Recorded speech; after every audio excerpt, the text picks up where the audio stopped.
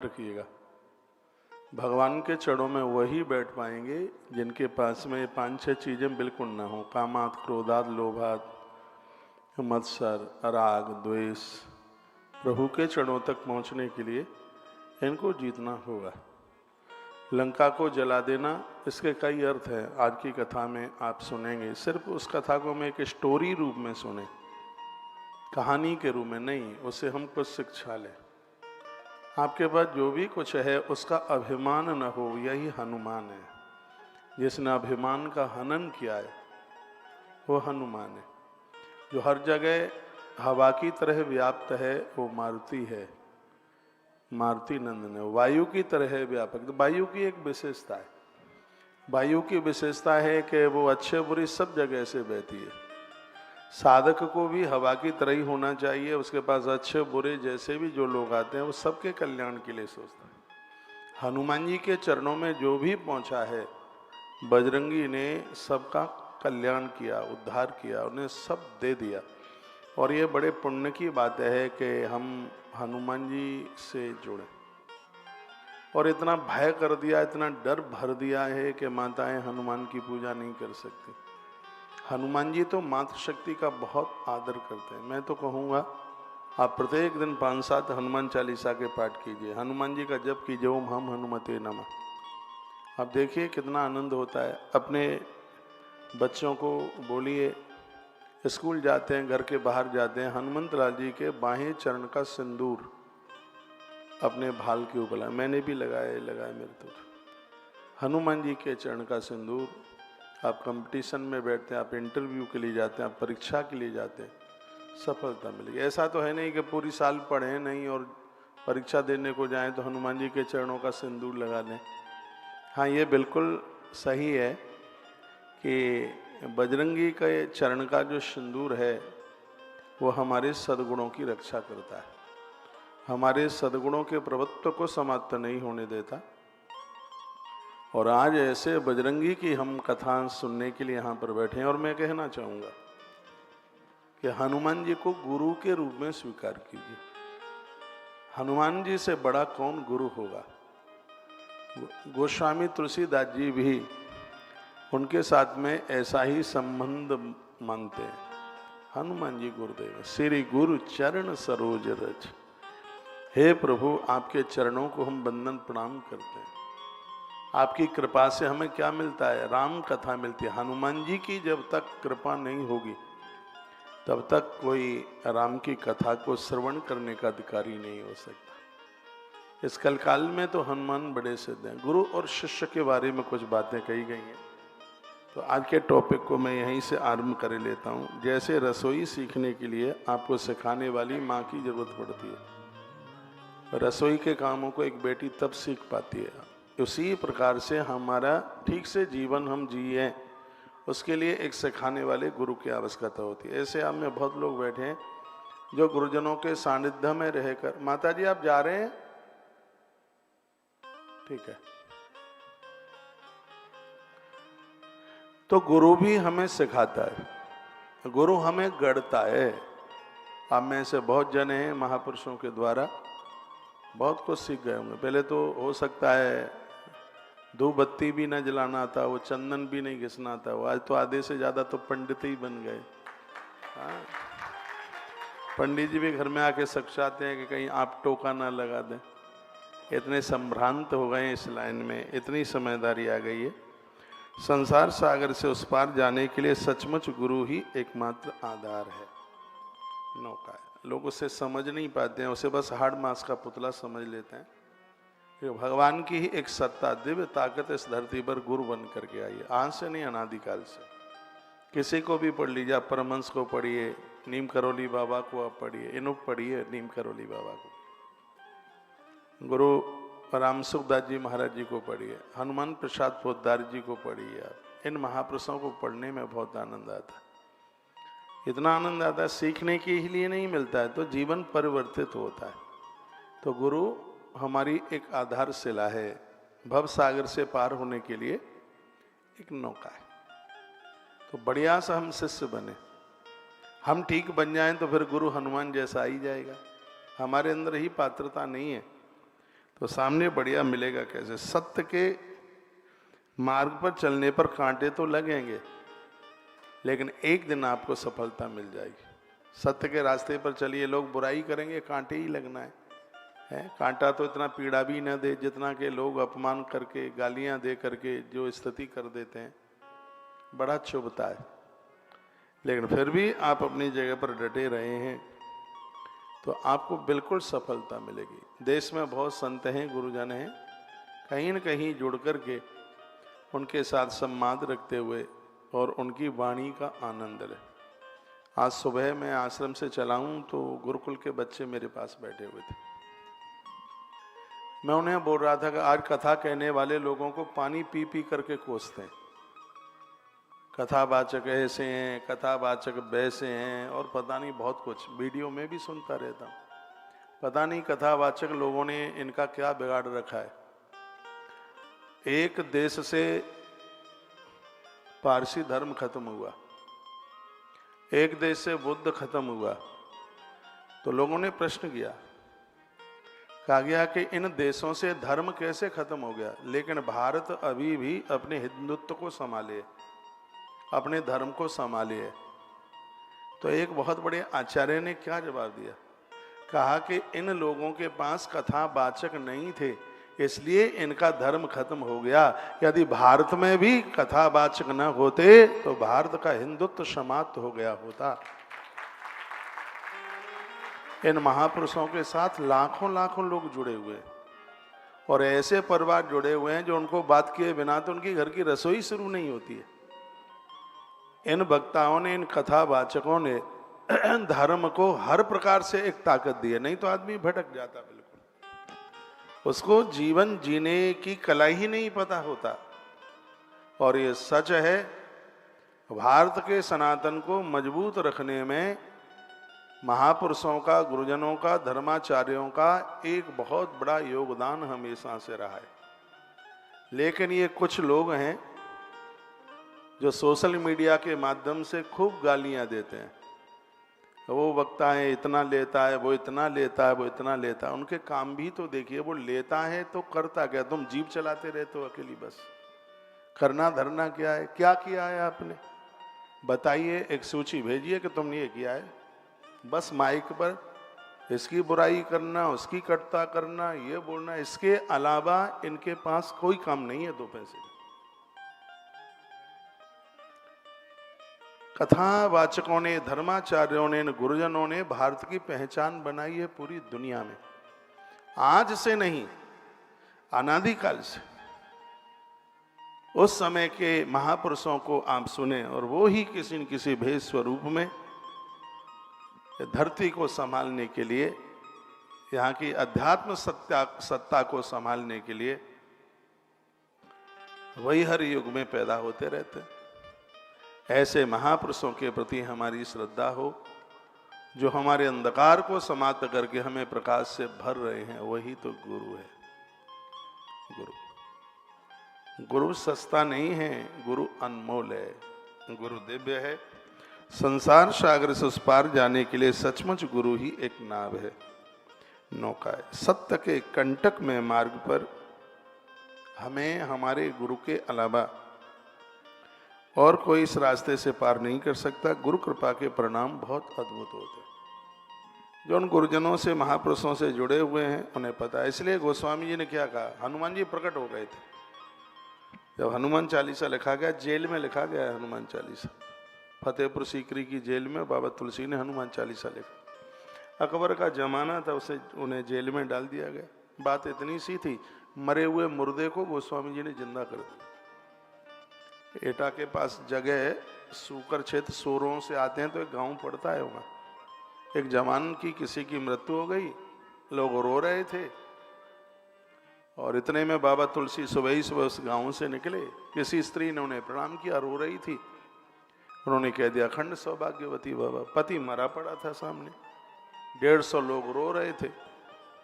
लोगों ने कहा, गुरुजी जिस नारी को आपने आशीर्वाद दिया है उसका तो सुहाग जीर्ण विदीर्ण हो गया।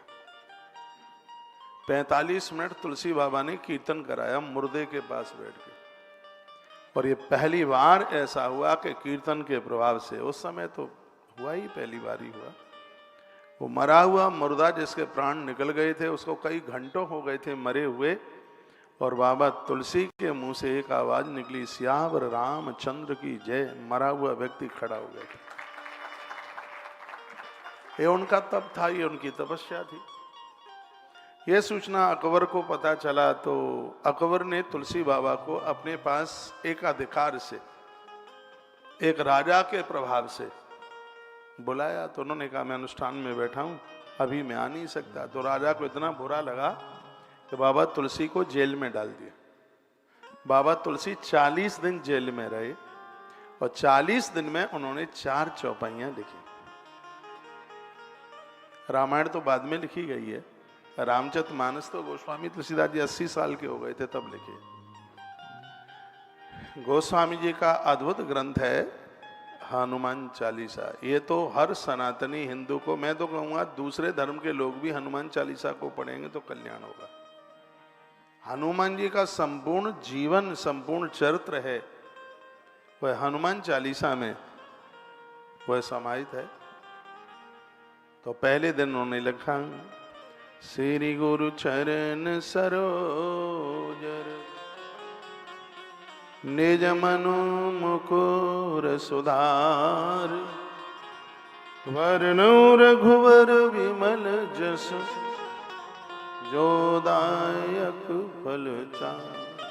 हे गुरुदेव कृपा कर दो, आप मेरे गुरु हैं, आपकी कृपा चाहिए। हनुमान जी प्रकट भी हुए हैं, कहा बोलिए क्या चाहिए, कहा कृपा। हनुमान जी ने कहा कर दी चलो। कहा ऐसे कैसे कर दी, मुझे पूछ तो लो कि कौन सी कृपा चाहिए। तो हनुमान जी से ऐसे बात हो रही थी जैसे हम और आप बैठे। हनुमान जी ने कहा क्या कृपा भी कई तरह की होती है। कहा होती है ना, एक माँ की कृपा होती है, एक बाबूजी की कृपा होती है, ग्रंथों की कृपा होती है, भगवान की कृपा होती है। लेकिन ये जितनी कृपाएं, इन सब में मुझे ऊंची कृपा दिखाई देती है, वो गुरु कृपा है। तो बाबा तुलसी ने क्या लिखा, क्या कहा, जय जय हनुमान गोसाई, जय जय जय हनुमान गोसाई, कृपा करहु गुरुदेव की नाम। जय जय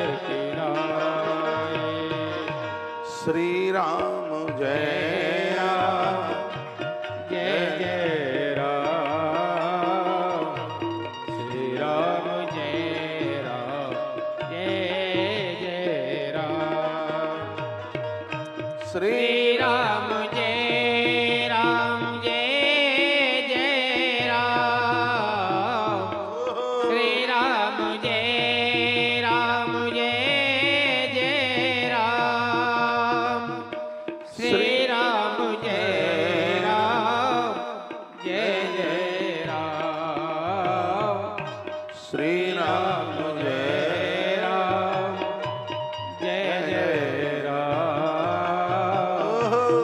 श्री राम जय राम, जय जय राम। बोले बाल कृष्ण लाल की जय। श्री हनुमान जी महाराज जय हो।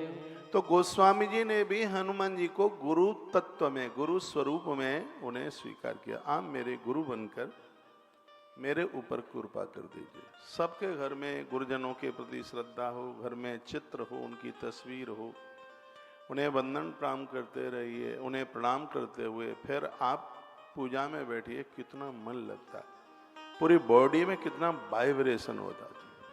गुरुजनों की आलोचना वही करते हैं जिनको गुरु है ही नहीं, वो गुरु का मैं तो जानते ही नहीं। यदि कहीं पूज्य स्वामी विवेकानंद जी महाराज मिल जाएं तो उनको पूछ लेना कि गुरु का महत्व क्या होता है। भगवान श्री कृष्ण ने अपने गुरुदेव सांदीपन के महत्व का वर्णन किया, उन्हें पूछ लेना। कहीं शंकर जी मिल जाएं तो उन्होंने तो पार्वती को पूरी गुरु गीता ही सुना दी है, वो बता देंगे कि गुरु का महत्व क्या होता है। हम लोगों को पता है कि गुरुदेव की कृपा से हमारा जीवन कैसे बदला है। तो बड़ी अच्छी बात कही है, जो गुरुजनों को नित्य प्रणाम करते हैं, संपूर्ण देवताओं को प्रणाम करने का फल तत्काल प्राप्त हो जाता है। गुरुजन को गुरुदेव को प्रणाम करने से, अपने गुरु से मंत्र की दीक्षा लो, उसको श्रद्धा पूर्वक जपो। उनसे जो आपको प्रेरणा मिली है वही प्रेरणा आपको बहुत ऊंचा बना देगी। गुरु कृपा के बिना अभिमान समाप्त नहीं होता। एक कथा आती है, जब मेरे प्रभु श्री राम माता जानकी को लेके अवध आ गए, विवाह संपन्न हो गया। गुरुदेव विश्वामित्र जी ने बहुत बड़ा रोल दिखाया, बहुत बड़ा काम किया। एक दिन एक सभा लगी हुई थी और गुरुदेव वशिष्ठ ने कहा, राजा देखिए दशरथ बहुत बड़े काबिलियत वाले महापुरुष हैं। दशरथ जी ने एक स्तोत्र लिखा है और हर शनिवार को उसका आप पाठ किया करो, उसका नाम है शनि स्तोत्र।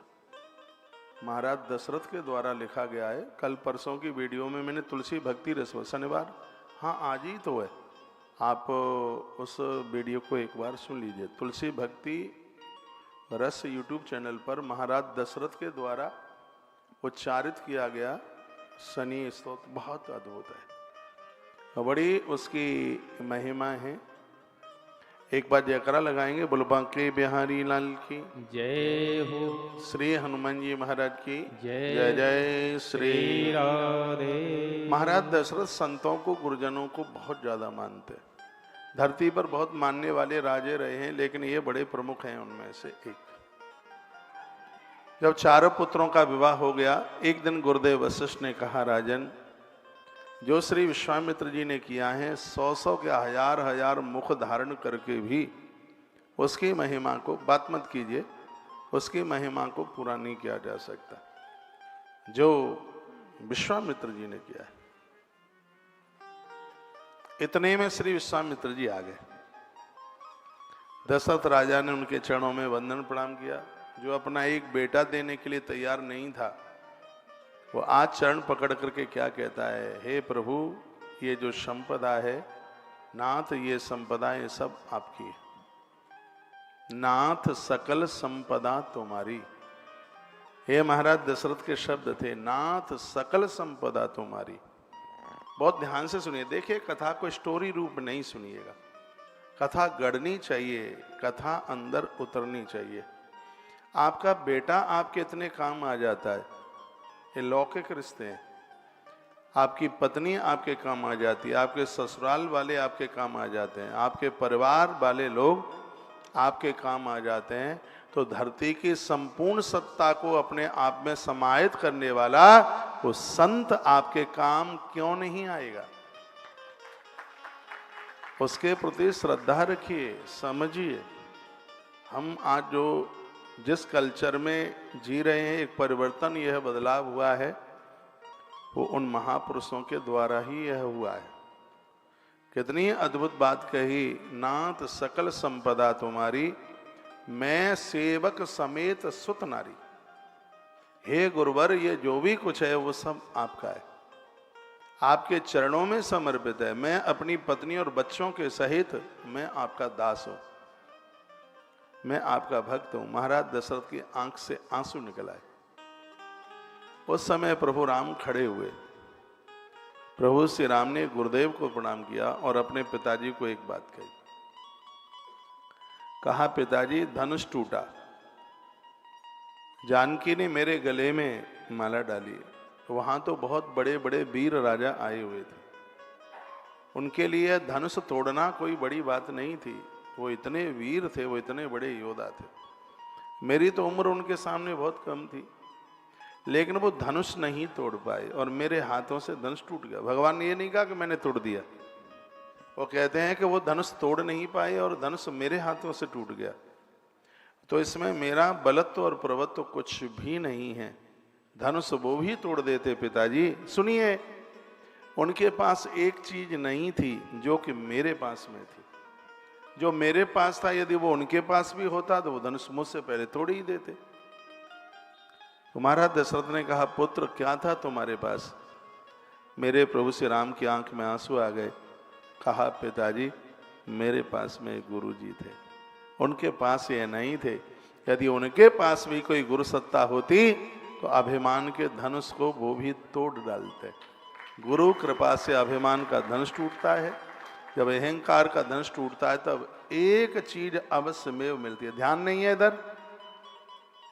एक चीज अवश्यमेव मिलती है, उसका नाम है परम शांति। सीतामयी शांति ही तो है। यदि जीवन में शांति चाहिए, संतोष चाहिए, एक फ्रेश जिंदगी, बिना डिप्रेशन की जिंदगी आप जीना चाहते हैं, तो जहां भी आपकी आस्था, जहां भी आपकी श्रद्धा जुड़े, वहां संतों से जुड़ जाना, गुरुजनों से जुड़ जाना। और कभी आपको ये लगे कि हमारा महाराज, हमारे गुरु हमारे घर आ जाएं, तो नेत्र बंद करके देख लेना, आपको अनुभव होगा कि आपके गुरु आपके घर में ही होंगे। यह है बिल्कुल पक्की बात है। गुरु एक सत्ता है। गुरु एक अध्यात्म का बहुत बड़ा साम्राज्य है। हनुमंत लाल जी को हम लोग गुरु रूप में पूजा करते हैं। हनुमान जी, इनसे बड़ा कौन है गुरु? जनमानस कल्याण के ही लिए उनका इस धरती पर अपमान हुआ है। गुरुजनों के द्वारा जो मंत्र मिला है उसकी साधना कीजिए। साधना आपको ही करनी होगी। साधना तो आपको ही करनी होगी। साधना से वासना मिटती है। जितना भी संसार से काम, क्रोध, लोभ, मोह, मद, मत्सर, अभिमान, इनसे तुम दूर हो रहे हो ना, आपकी उपासना बढ़ रही है। यदि काम हावी है, क्रोध हावी है, तो ये समझ लो कि आपकी साधना नष्ट है। आपके पास में साधना के नाम पर सिर्फ दिखावा है और कुछ भी नहीं। साधना में जीव पक जाता है, परिपक्व हो जाता है, आनंदोत्मग्न हो जाता है। कोई भी दुख उसको हिला नहीं सकता। यह है साधना का अपने आप में बहुत बड़ा प्रभाव है। और इस बात को बहुत ध्यान से सुनना। साधना वासना को मिटाती है, साधना कामनाओं को मिटा देती है, साधना इच्छाओं के ऊपर विजय प्राप्त करा देती है। यह है साधना का बहुत बड़ा प्रभाव है। साधना में साधक सदा हुआ होता है, किसी भी प्रकार से वो डिग नहीं सकता। साधना में स्थान बहुत प्रभावशाली होता है। साधना में जप बहुत प्रभावशाली होता है। साधना में चिंतन बहुत ज़्यादा प्रभावशाली होता है। साधना में एक सोच होती है। साधना में प्रश्न होते हैं और अपने आप उनका समाधान निकल के आता है। हर व्यक्ति को साधना युक्त ही जीवन जीना चाहिए। जनों के सानिध्य में साधना की जाए तो बड़ी प्रभावशाली होती है। गुरु आपको सच्ची राह दिखाता है और ऐसा रास्ता दिखाता है जिसके ऊपर साधक कभी भटक नहीं सकता। गुरु और शिष्य के लिए सच्चा योग आप पसंद कर सकते हैं। कोई भी है, आप योग के साथ तो आपको जुड़ना ही है। वैसे गणित की भाषा में योग जोड़ने को ही कहते हैं। दुनिया में आपने बहुत रिश्ते माने हैं, बहुत अपने पराये आपने माने हैं, लेकिन सच में हमें जुड़ना है तो ईश्वरीय सत्ता से जुड़िए, भगवतीय सत्ता से जुड़िए। उतने काम नहीं है। भोर में अभी कार्तिक के महीने में आप सब बहुत जल्दी जाग रहे थे, जल्दी नहा रहे थे, लेकिन जैसे ही कार्तिक गया 16 तारीख से 17 तारीख से वही 8 बजे फिर जगना, फिर 9 बजे जगना। हाँ, बहुत लोग 5 दिन शराब नहीं पीते हैं, एक दिन शराब नहीं पीते हैं, 5 दिन छोड़ते नहीं है। कहते नहीं आज हनुमान जी का मंगलवार है, आज नहीं पीना है, लेकिन 5 दिन पे। तो ऐसी भक्ति से कुछ भी नहीं होता है, वो सब दिखावा है। आप इसका महत्व तो समझ नहीं रहे हैं कि भोर में जल्दी जागने का महत्व तो कितना है। आज इतना तूफान चल रहा, हवा नहीं चल रही है, तूफान चल रहा है, जिसमें आदमी के संस्कार खत्म हो रहे हैं। युवा बिल्कुल भटक गया है। पूरा दिन भर टाइम नहीं है, थोड़ा सा भोर में जल्दी से जागिए और अपने आप को एक 20 मिनट दीजिए। अकेले में बैठिए, जहां कोई भी ना हो। मोबाइल को दूर फेंक करके बैठिए। आज का समय ऐसा है, आप हमें छोड़ सकते हैं, माँ बाप को छोड़ सकते हैं, लेकिन मोबाइल को नहीं छोड़ सकते। उसको ऐसे बस प्रयोग करो। पूरे दिन सब्जी थोड़ी खाते रहते हैं, पूरे दिन भर मिठाई थोड़ी आप खाते रहते हैं। उसका आपने एक टाइम बनाया है, भोजन का टाइम है। सुबह आप नाश्ता लेते हैं, दोपहर में 1 बजे भोजन लंच ले लेते हैं, शाम को फिर 8 बजे आप ले लेते हैं। ऐसा तो है नहीं कि पूरे दिन आपके सामने थाली रखी रहती है। जब पूरे दिन आप खाते नहीं है, पूरे दिन आपके पास थाली नहीं होती, तो ये पूरे दिन आप कुटर मुटर करते हुए मोबाइल पर जो चिपके रहते हैं, ये बहुत बड़ी व्यथा तैयार होने वाली है। और अभी युवा इसको समझ नहीं पा रहा है। आने वाला टाइम यह मोबाइल बहुत घातक बना देगा, इसलिए अभी से ही सावधान हो जाइए। जैसे हर व्यक्ति, तीसरा व्यक्ति, हर व्यक्ति डायबिटीज का मरीज है, ऐसी स्थिति रही तो हर तीसरा व्यक्ति माथे का शिकार हो जाएगा, माइग्रेन की बीमारी हो जाएगी। उसको दिमाग काम ही नहीं करेगा, ऐसी स्थिति हो जाएगी। आपके इतने काम नहीं है, या तो ऐसा हो कि इतना बड़ा व्यापार है कि उसके बिना काम चलता ही नहीं, ये आपको आदत में आ गया है। मैं कभी कभी किसी को मैसेज लिखता हूँ, चाहे मैं रात को 12 बजे लिख दूँ, चाहे दोपहर को 12 बजे, मेरा लिखा हुआ भी पूरी तरह से लिखा करके सेंड नहीं हुआ, उससे पहले तो ब्लू टिक लग जाता है। ऐसा लगता है कि पता नहीं कि उस पर चिपके ही थे क्या, बिल्कुल। और एक नहीं, मैं 50 की बात कर रहा हूँ ऐसे। चाहे रात को 12-1 बजे लिख दो, चाहे दिन में लिख दो, पता नहीं वो सोते भी कब, सोते ही नहीं है वो। थोड़ा अपने आप का पर्व। अभी मैं वेद की कथा सुना रहा था, कल ही पूरी हुई है, साम वेद की कथा। उसमें जीवन जीने के ढंग बताए गए, जीवन जीने के तरीके बताए गए, जन्म से लेकर मृत्यु तक, सुबह से लेकर के शाम तक, ऐसी अद्भुत बातें बताई। वो कहते हैं कि परिवार वही चलेंगे जो परिवार के लोग संग संग चलेंगे। एक चले उधर, एक चले उधर तो गाड़ी टूट जाएगी। साथ बोलिए, एक स्वर में बोलिए, एक संग चलिए। देखिए कितना प्रोग्रेस होता है, कितनी तरक्की होती है। गुरुजनों को सुनिए, माँ बाबू जी को सुनिए, बड़ों को सुनिए, सास को सुनिए, बहू क्या कह रही है उसको भी सुन लीजिए। देखो जीवन जीने में कितना आनंद होता है। गुमान मत कीजिए काय बात का पैसा है। किसी ने कहा घमंड इसको इसलिए है क्योंकि इसके पास में 10 तोले सोना है। मैंने कहा इसको रंग जी का मंदिर दिखा दो, जहाँ के तो खम्भे ही सोने के बने, लेकिन वहाँ रहने वाले तो अभिमान करते नहीं है। हाँ, बस 10 तोले सोने में इतना गुर है, तो वृंदावन में तो एक मंदिर बना हुआ है सोने का, रंगनाथ भगवान का मंदिर है। हमारा बचपन ही था, हम पढ़ते थे उस समय, अचम्मा होता था कि सोने का खम्मा, सोने का खम्मा, सोने का खम्मा। उस मंदिर को ही सोने के खम्मे के नाम से जानते। एक व्यक्ति ने मुझे कहा कि हमारे घर चलिए, मेरा घर बहुत अच्छा है, 7 लाख रुपया तो मैंने बाथरूम में लगाए, बहुत अच्छा है। मैंने कहा सोने का बनाएगा? भैया बहुत देर से डीक हाँक रहे। हाँ तो सोने से कम भी नहीं है।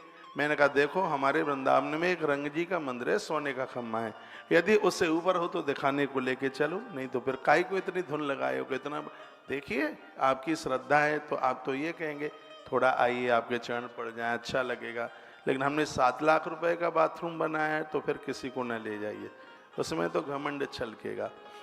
जितनी चीजें आपके पास में आवे उतने ही आप विनम्र बन जाएं। यही हनुमान चरित्र का ये एक सार है। हनुमान जी जितने बड़े हैं उतने ही सहज हैं, हनुमान जी जितने बड़े हैं उतने ही सुलह। हनुमान जी लंका जलाते हैं, इसलिए मुझे बहुत अच्छा लगता है।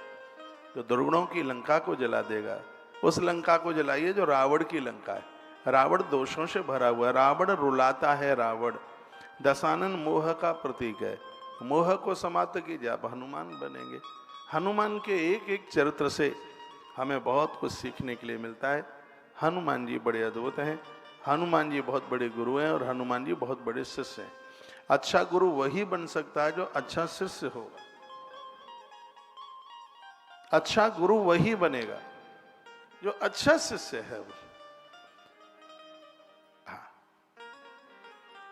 इसलिए तो मैं कहता हूं कि वही गुरु कल्याण कर पाएगा। थोड़ा देखो कि जिस गुरु को तुम मान रहे हो उसकी श्रद्धा अपने गुरु के प्रति है कि नहीं है। इसका बड़ा असर होता है।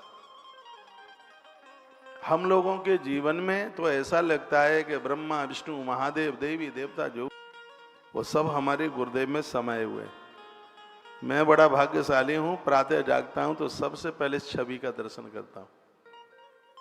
मैं कभी घड़ी देख करके तो बिस्तर छोड़ता नहीं हूं। एक नींद लेता हूं रात में, चाहे वो 2:30 बजे पूरी हो जाए, चाहे 3 बजे पूरी हो जाए, चाहे 3:30 बजे पूरी हो, और चाहे 4 बजे पूरी हो, और चाहे 4:30 बजे पूरी हो। वो 4 बजे के बाद जाती नहीं है, वो 4 के आसपास ही पूरी हो जाती है। तो फिर मैं ये देखता हूँ कितना बज रहा है। जैसे ही मोबाइल उठाता हूँ तो सबसे पहले मुझे मेरे महादेव के दर्शन होते हैं, मुझे मेरे गुरुदेव के दर्शन होते हैं। हमें जो भी कुछ मिला है उनकी कृपा से मिला है। और ये मेरे ही लिए बात नहीं है, सबके लिए बात है। गुरु एक बहुत बड़ी सत्ता है। जीवन में जब कहा जाता है कि 4 चीजें चाहिए तो उसमें गुरु का भी नाम आता है। जीवन में एक ग्रंथ चाहिए, मंत्र चाहिए, जीवन में भगवंत चाहिए, तो जीवन में संत भी चाहिए। हमारे ग्रंथों में वर्णन किया गया है, कहा गया है कि ऐसी सत्ता है